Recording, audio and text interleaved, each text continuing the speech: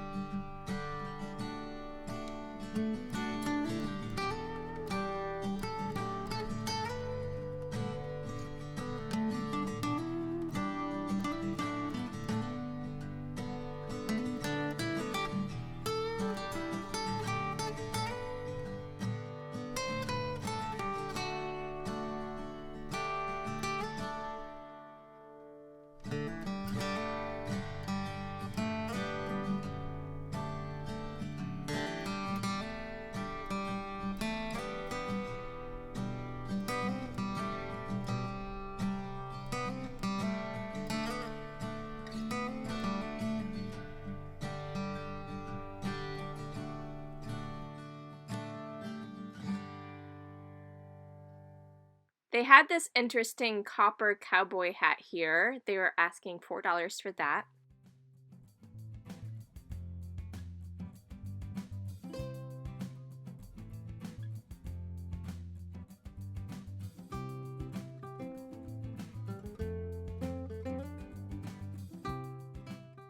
On the bottom shelf, I was surprised to see this Blanco vase sitting over here. Usually they would put something like this in their hand-picked section, but sure enough, it was there. They knew what it was because they had $25 on it, but for some reason it wasn't over in their hand-picked selection. It had an interesting shape to it, as Blanco stuff usually does. I know some Blanco goes for really good money. I don't know a whole lot about it, so at $25, I just really didn't want to get stuck with it. It's not something I personally collect.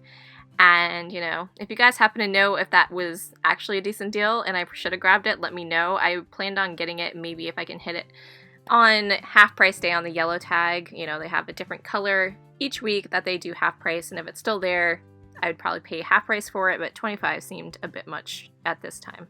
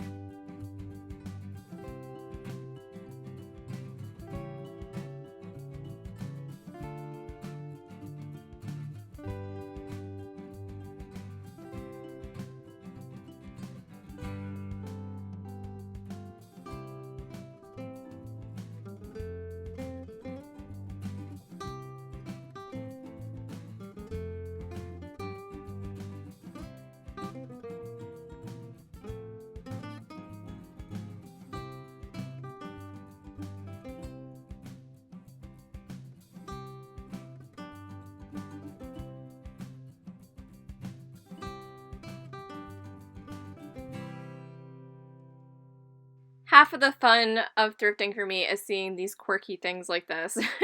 It's just something you don't usually see every day, and it's always good for a laugh, right?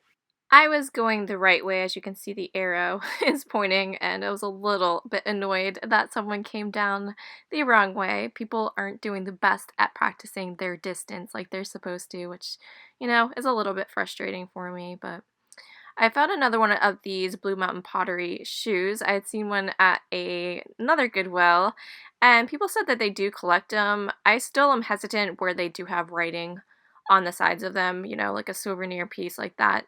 It's a little too specific, I think, so it's still not something I plan on picking up at this point in time.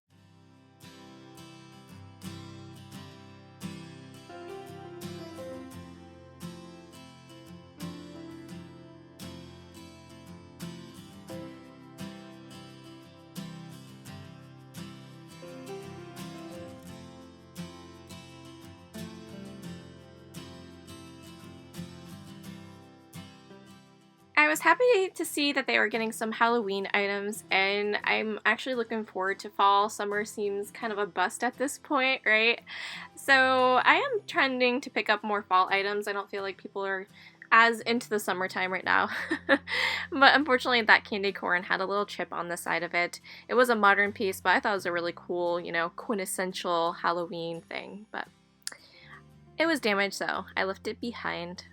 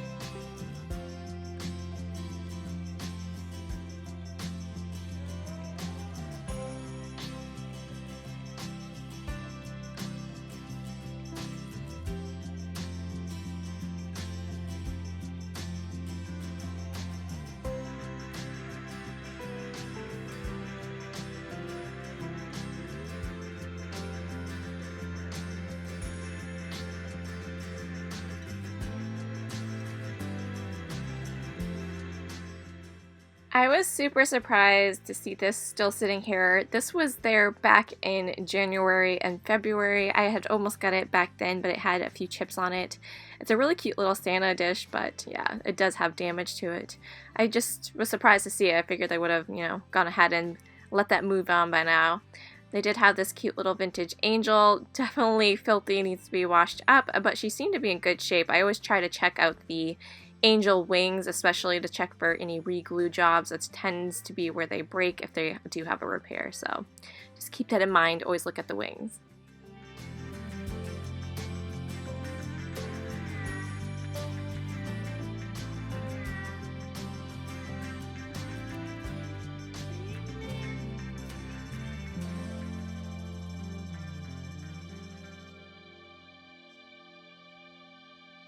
They had this bowl filled with these neat keychains. They had the birthday, and then they had a couple of different sayings on both sides. It kind of told you about what it means if this was your birthday. And yeah, I thought they were kind of neat. I kind of glanced through them to see if I could find any that related to my family.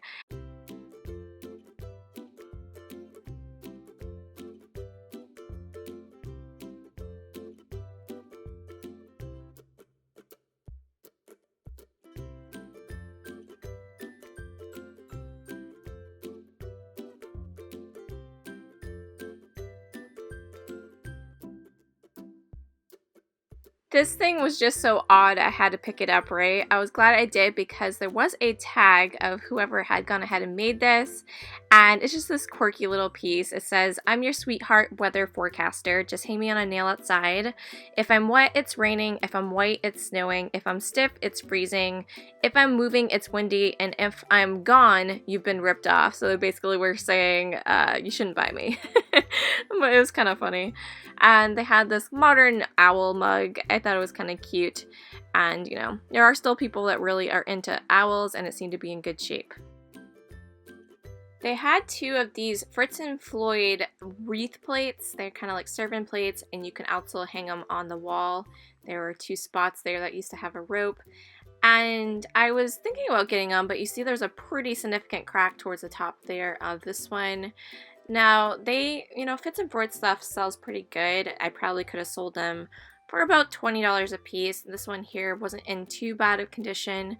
I saw some basic wear around where the gold was and stuff like that, so I don't know. I didn't decide to get them, but, at $3, I maybe could have got that one that wasn't cracked and made a little bit off of it.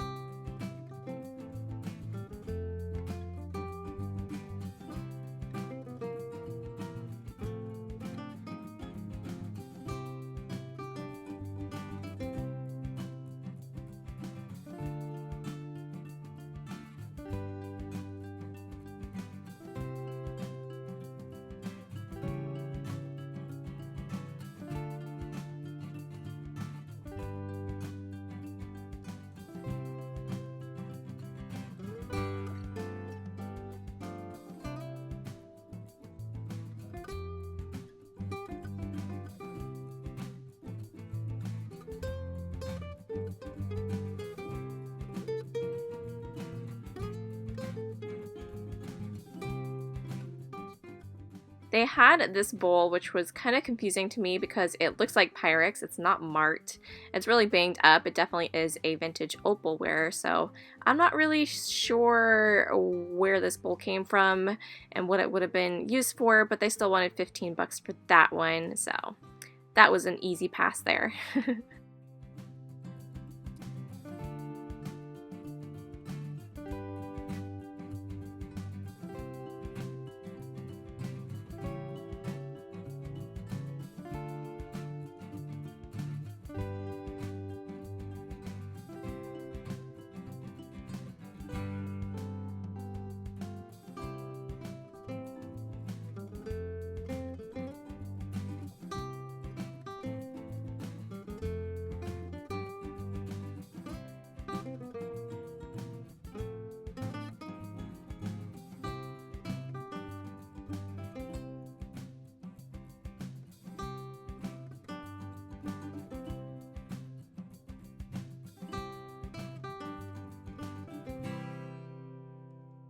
They had these signs throughout the store in various places, and they were kind of in the way a lot. And I was glad I was able to go ahead and move that out of the way. I almost didn't, because I found this awesome vintage Japan creamer here. It has florals on this side. It has an amazing intricate design to it. I love the colors. It's awesome. They had a large cornflower blue casserole here, the Corningware casserole. Pretty common to find them, but it did have the lid, so that was nice. I think they were asking $10 for it. That's a pretty good deal, actually, for that. And then this is a legit Pyrex bowl. It was marked Pyrex. This would have been in the primary set. They wanted $20 for it, which I don't know, like it did have a lot of black marks on it and stuff. It wasn't exactly minty, and inside the opalware was kind of scratched up as well. I thought $20 is pretty overpriced for it. If it was a mint you know, in mint condition, I would pay $20 for it and add it to my own collection, even though I already have that one. But yeah, with that kind of damage, it's definitely not worth the $20.